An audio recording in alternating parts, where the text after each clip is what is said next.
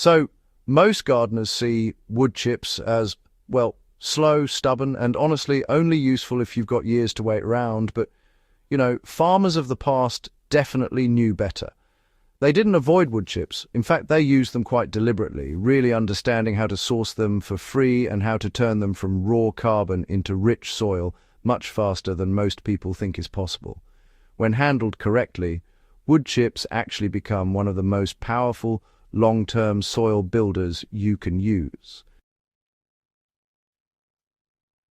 The secret, you see, was never about patience alone. It was really about placement, moisture, and, well, biology. Here's how farmers sourced unlimited wood chips without paying a single cent. Before bagged mulch even existed, farmers just relied on what was already being cut.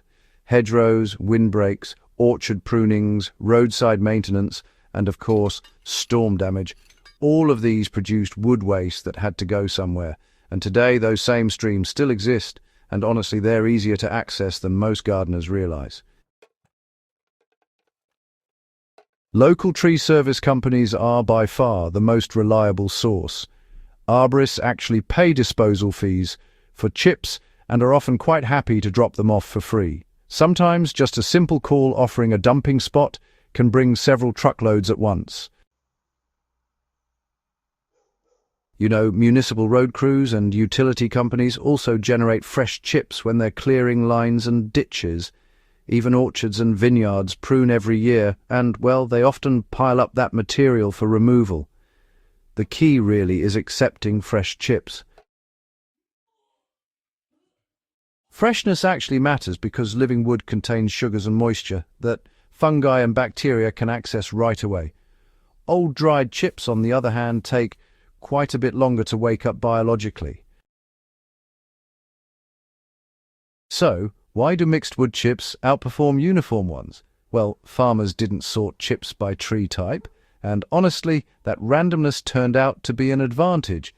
Mixed loads containing hardwood, softwood, leaves, bark and twigs just break down faster than uniform chips.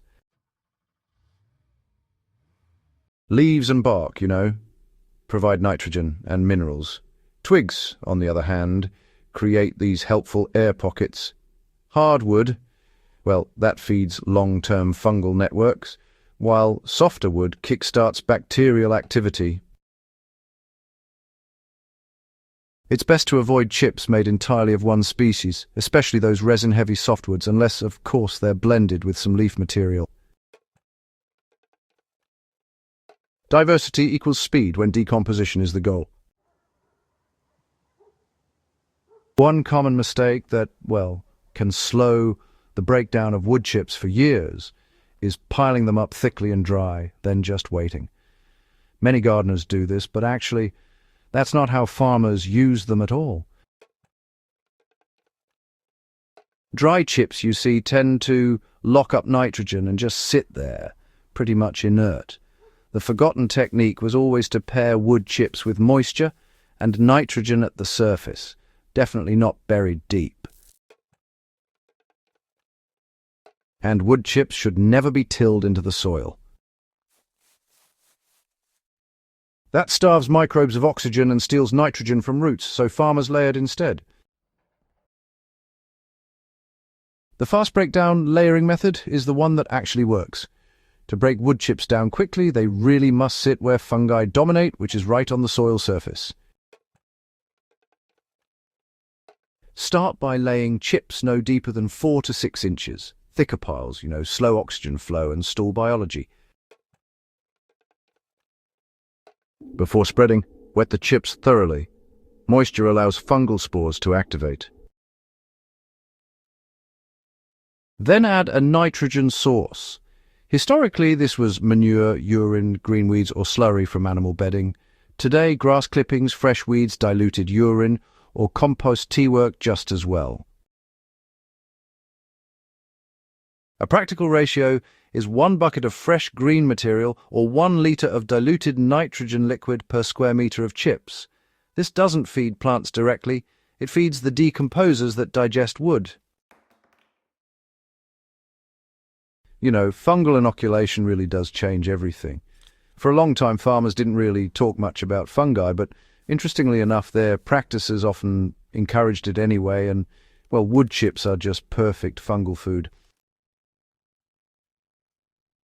If you want to accelerate the breakdown process, you'll want fungi to arrive first. By adding just a thin layer of forest leaf mold, some rotted wood, or even old mulch on top, you're basically introducing fungal networks that can colonize those chips really quickly.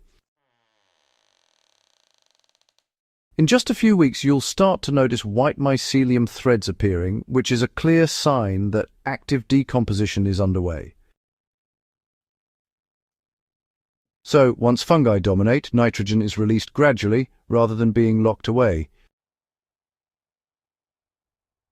Timing, honestly, makes the difference between months and years. Wood chips break down fastest when they're applied in late summer or autumn.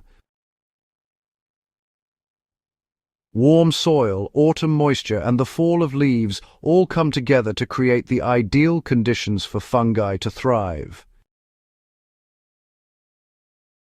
Farmers often spread chips after harvest, letting winter moisture soak them and spring warmth finish the job.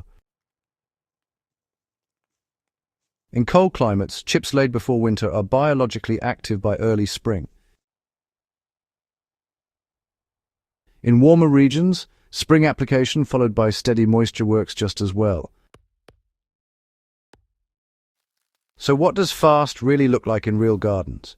Well, fast doesn't mean you get instant compost. Instead, it's all about seeing a functional transformation taking place.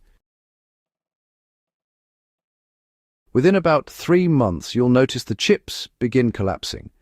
By the 6-month mark, they start to darken and soften. And by 12 months, the bottom layer is humus-rich, crumbly, and honestly, just teeming with worms. Farmers judge success by the way the soil responded, not just by whether the chips disappeared. Plants growing next to chip-mulched beds often develop deeper roots, enjoy better moisture retention, and experience fewer nutrient swings, even while the wood chips are still visible on the surface. So, using wood chips in active beds can be done without harming your crops. The real secret here is, well, it's all about distance.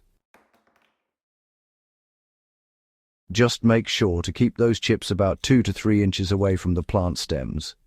This way, the roots get the benefits of improved soil life without having to compete for nitrogen right at the surface. Over time, fungal networks move nutrients downward, feeding roots naturally. For perennials, trees and shrubs, wood chips can be applied directly over root zones. For annual vegetables, chips work best between rows or in paths, where decomposition still enriches surrounding soil. Why farmers never stopped using wood chips? Wood chips are not a quick fix, they are a system. Farmers use them because, well, they solve multiple problems at once. Erosion control, moisture retention, weed suppression, and, long-term fertility. When sourced freely and managed correctly, wood chips actually replace expensive inputs and rebuild soil structure in ways compost alone just cannot. The forgotten secret was never the material itself. It was really understanding how biology works when given the right conditions. Once you apply that knowledge, wood chips stop being waste and start becoming, well, one of the most reliable tools in the garden.